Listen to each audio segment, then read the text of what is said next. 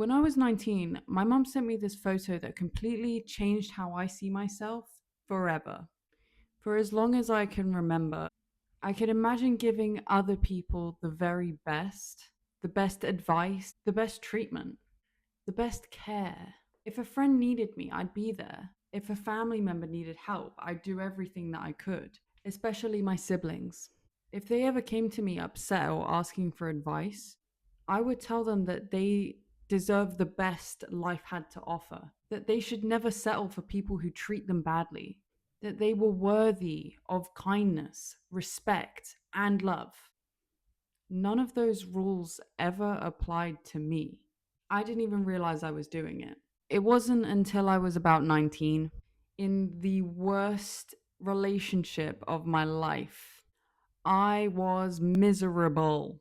I hid all of it. I hid most of it from my family because I didn't want them to know how bad it was. I didn't want them to worry. But my mum could tell that something wasn't right. One night I was texting her and she could tell I was utterly depressed. I mean, you can't really hide being completely heartbroken, especially if it was for a prolonged amount of time slash years. Instead of giving me advice, she sent me a photo of my baby sister, whom I love dearly with my whole entire soul. She just asked me one question: what would you tell her to do? That changed everything. The moment I imagined my little sister being treated the way that I was being treated, I was furious at the idea of someone making her feel the way that I felt in that relationship. I thought, how dare someone have the audacity to treat this beautiful little baby angel child anything but the utmost perfect respect and love and kindness that you deserve, that she deserves. I would go to the end of the world to protect that child. I would have done anything that I could to get her out of that situation if that was happening to her. And the realization hit me. Why was I willing to fight so hard for her, but not myself? That single question changed my life. I'm years removed from that relationship now, and I've never respected myself more. Not simply because that is over, but because I started using that question to make every decision in my life. Whenever I wasn't sure what to do, I would just ask myself, what would I do if I were looking after my little baby sister? Should I put the effort into cooking a proper meal? Or should I throw something unhealthy into the microwave? What would I feed her? Absolutely, she deserves the healthy meal. I would never feed her crap. Should I stay up all night watching TV in a messy house? Or should I tidy up, hit the gym, and actually take care of myself for the night? What would I encourage her to do? What action would I want her to take? Should I sleep in dirty bed sheets because I can't be bothered to change them right now? If she was sleeping in that bed, those bed sheets gonna be clean. It almost sounds too simple. So simple, it's easy to miss. It's easy to get into the habit of not treating yourself like someone that you love. But that question, that mentality completely changed the way that I treat myself because I stopped making decisions based on what was easiest. I started making decisions based on love. It even helped me when I was scared. I've always been terrified of needles. When I've needed to get a blood test, I would imagine my little sister sitting beside me and her having to get one too. And suddenly it was easy to be brave because I had to show her that it was okay and everything was going to be fine. I had to be brave for her. My anxiety would just vanish just at that idea. Even when I was traveling in Vietnam, I suddenly got hit with a virus in the middle of a really busy night market. I felt so weak, I had to sit down. I was sat on a concrete step with my head in my hands. I genuinely thought that I couldn't move and there's no way that I'm going to be able to make it back to my hostel. Then I remembered the mind trick, the mind flip. I imagined my little sister waiting for me back at the hostel and she needed me now. And somehow my body, it gained this strength in an instance. In an instant. Just like that. I stood up. I kept my eye on the prize, my mind's eye. And I moved through 20 minutes of a crowded market, no space between people. And I got back and I could finally lay down. Looking back, thinking about that experience, that is not willpower. I wanted to be back at the hostel. I wanted to be back at the hostel. I didn't want to sit there in pain. That was love. That was the power of love. Love is an unbelievably powerful force.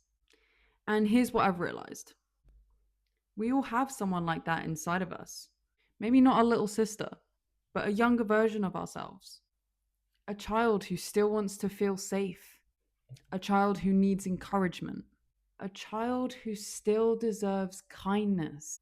The strange thing about growing up is that everyone expects us to suddenly know how to take care of ourselves, but nobody really teaches us how. But that's where your parental instinct kicks in. Like, my baby sister is that much younger than me that I feel like she's my child. But nobody teaches us how to comfort ourselves, how to encourage ourselves, how to become someone that we can rely on. Learning to become that person for yourself is one of the greatest gifts that you can give and receive to and from yourself. Because you spend your entire life with yourself. Think about someone that you love deeply. How would you treat them? You'd make sure they ate well. You'd want them to sleep enough. You'd maybe encourage them to exercise. You'd remind them how capable they are.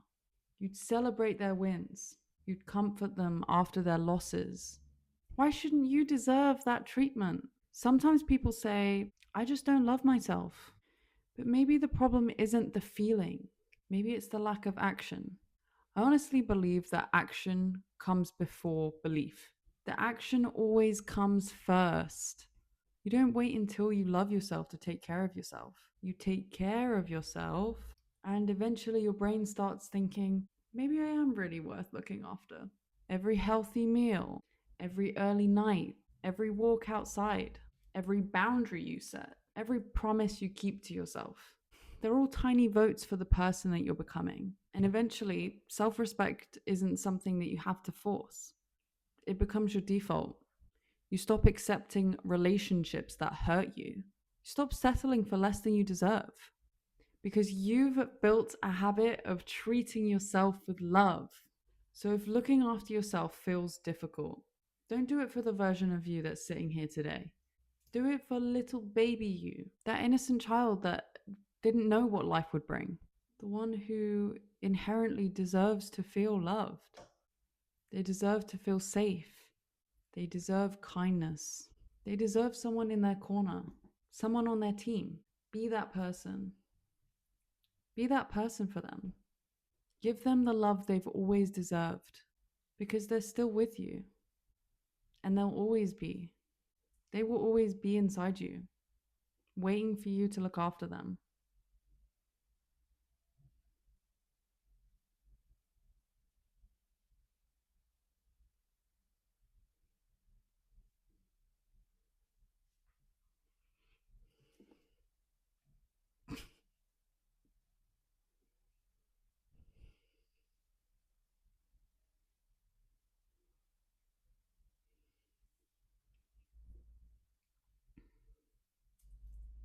They love you. Maybe it's time you show some love to them.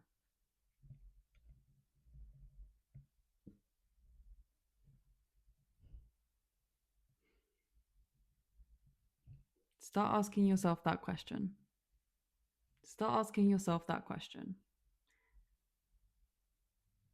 Whenever faced with a decision, what would I want for someone who I loved? Then start acting in that way. And